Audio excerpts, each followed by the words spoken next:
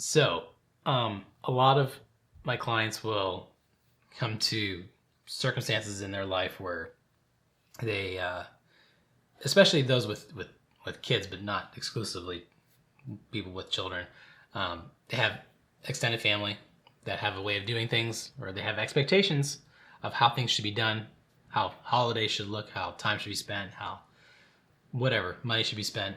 But a lot of times, there's usually an event that's taking place with the larger group, the extended family, and grandma, or an aunt and uncle will think of, hey, we'd like the kids to be here or not be here, or can you make sure that you do this part, and he does that part, and there's just these things that just kind of come with families being together, and expectations and roles and responsibilities being dispersed for better or for worse. And a lot of times my couples that I'm talking to will get frustrated, like really pissed at a relative for even having the audacity to ask them to bring food when they're already bringing multiple children from a long distance, and or just even take time off for work to be with them, because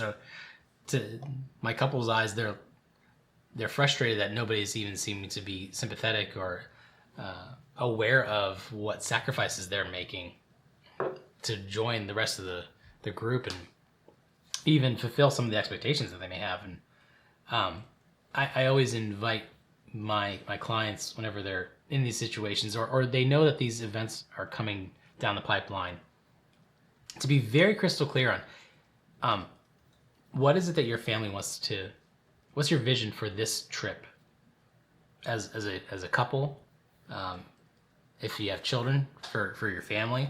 Like, what is it that you are really wanting to get out of this? What would make it not like, how do you want to feel, and not necessarily just like what you can get out of it, right? But what is our vision for this? What do we want to produce? What do we want to cause to happen, while we're with these people that we may not see very often, or we do see frequently, but not in this setting?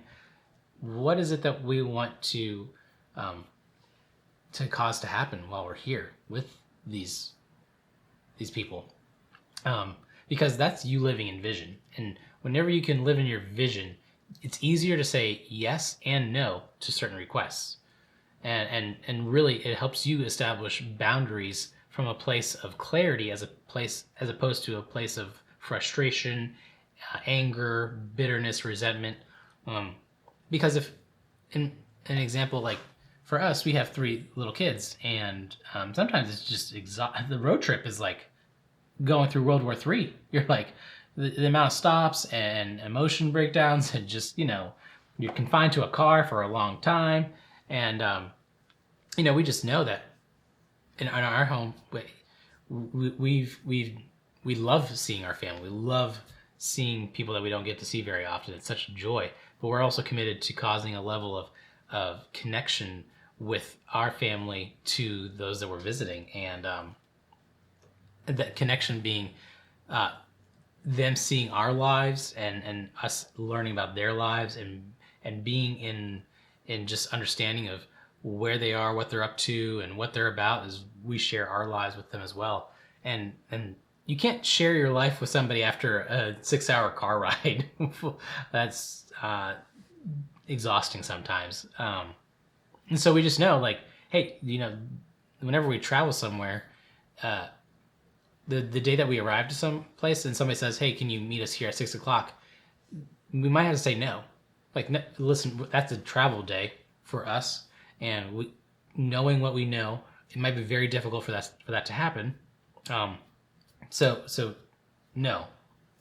The next morning, though, we'll be there, bright-eyed and bushy-tailed, ready to go, because it's just an easier conversation. There's no judgment. There's no, and will we maybe disappoint people that we won't be able to hang out that evening? Yeah, probably. And we also know that our commitment to being together the next morning is a worthwhile focus and place of giving and excitement.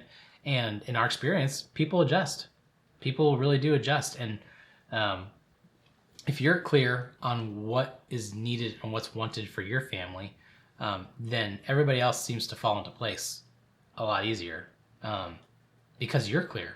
So if you have clarity of what you're committed to happening or producing whenever you go somewhere, you will find the world kind of falls into place a little bit, which helps those of us with kids and just those of us who have to work and we're not married and you just have responsibilities. And it's easy for single people to just be assumed that they're available and flexible. And it's like, well, no, they still have a job and hobbies and friends and a life, and to assume that they're going to say yes to everything because they don't have the quote unquote responsibilities is a false belief. It's an unfair one, and a one that ends up costing relationships dearly, in my opinion.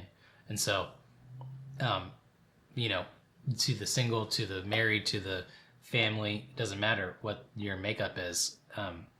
Get clear on what do you want to cause. What do you want to stand for whenever you have these functions where there may be expectations towards you or about you. Because whenever you're clear on your cause, then you're able to speak to your boundaries and to your requests of saying, no, but I can't help here. And does that work for you? So there's not necessarily just a me game being played. It's a we game that is allowing me to live in a place that respects and honors both myself and those surrounding myself with and visiting and celebrating.